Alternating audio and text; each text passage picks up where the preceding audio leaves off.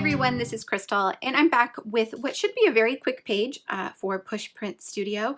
This is a page in my 2019 Project Life album. I don't have my album out or anything because I know how the page needs to be configured. This is from all the way back in February. So this was just a 2-page spread that I needed to fill in. So I had 2 photos. They're going to go on the right-hand side like this, and then this side was a full-page photo. It's actually this page right here, so it's the back of this. So I'll be just doing kind of a filler page on the back side of this. And I've already pulled out some supplies. So I have a few cards from Pushprint Studio. This is a 6x8 page. It's just one of the individual pages that you can buy in different sizes. I printed it at 6x8. I have 2 4x6 cards. These are both from the Lovely Pear collaboration. And then 2 3x4 cards. Again, this is one of the individual ones that you can print in different sizes. This is obviously the 3x4 size. And then this card is from Best Days. So a while back, I just went through and picked out all of my favorite cards from all of the different collections. And I just have them all stored together.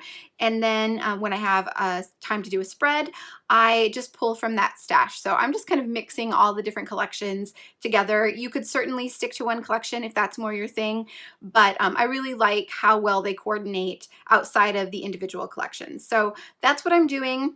I also have my journaling already typed up here on just some, this is just grid paper, like a bulk grid paper you can buy at, I think I got it at Walmart. Pretty much any store will have it, 3-ring binder grid paper. And I just used my We Are Memory Keepers Typecast typewriter to type up some journaling. I drew some lines just to kind of show me where my journaling needed to be. So in addition to the Pushprint Studio cards, I also pulled out some other supplies.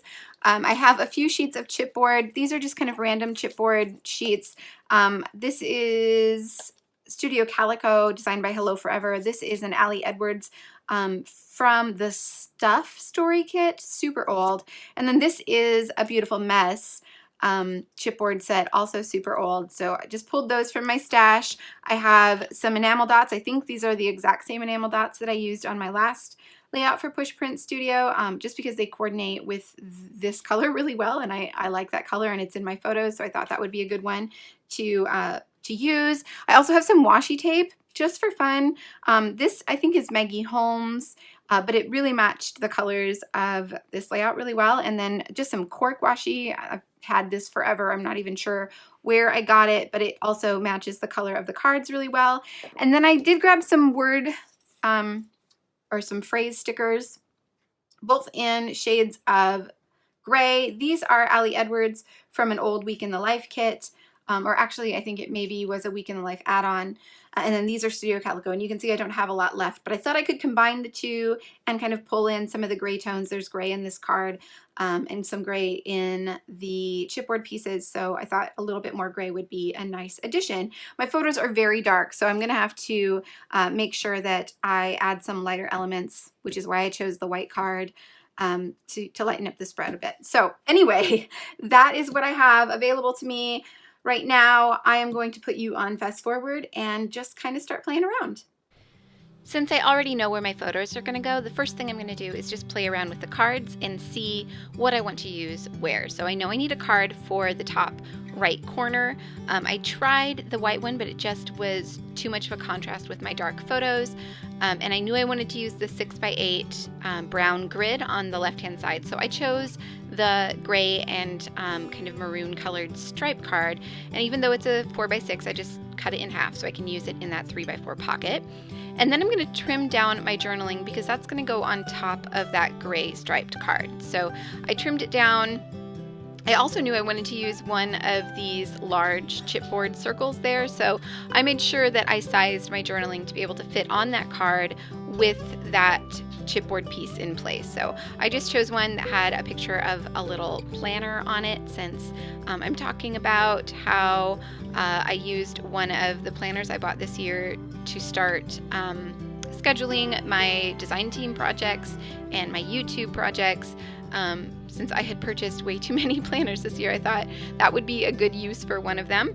So that's what I wrote about. That's what the picture to the left of my journaling is showing, just me kind of sitting in the morning like I did every morning at this time of year, and worked in my planner to make sure I was staying on top of everything.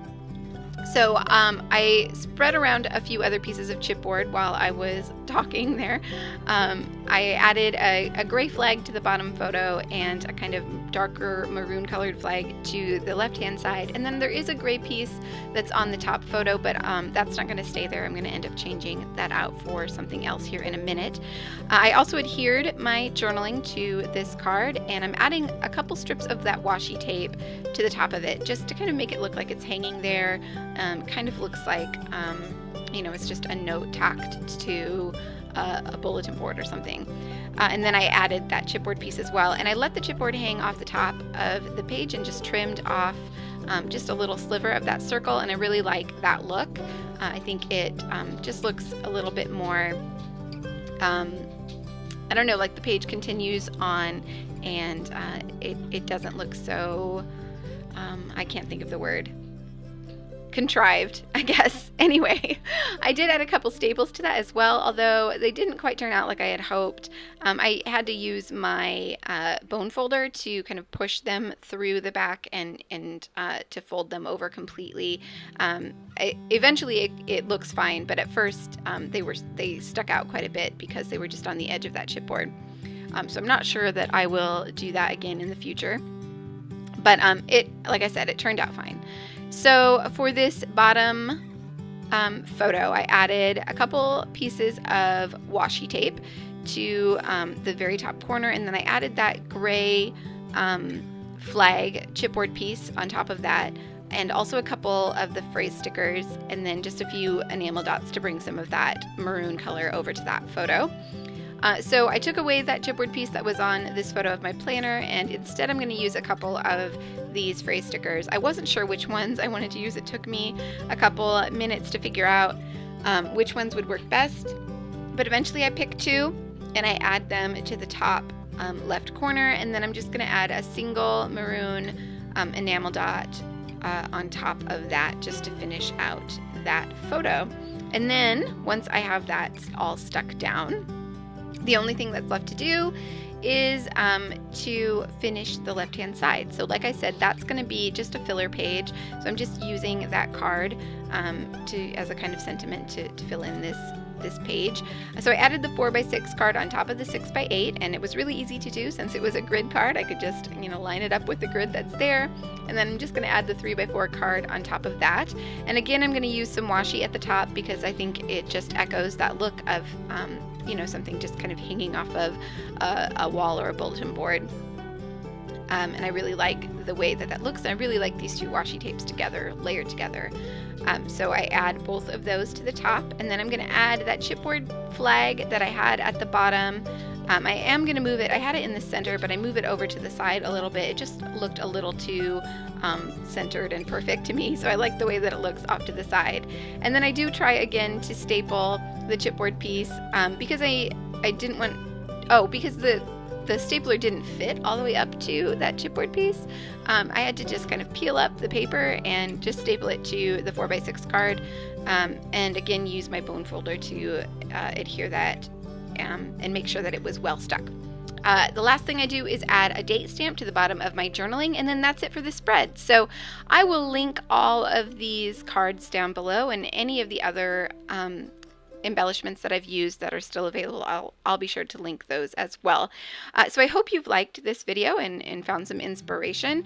Please do give it a thumbs up if you did, and if you haven't already, be sure to hit that subscribe button.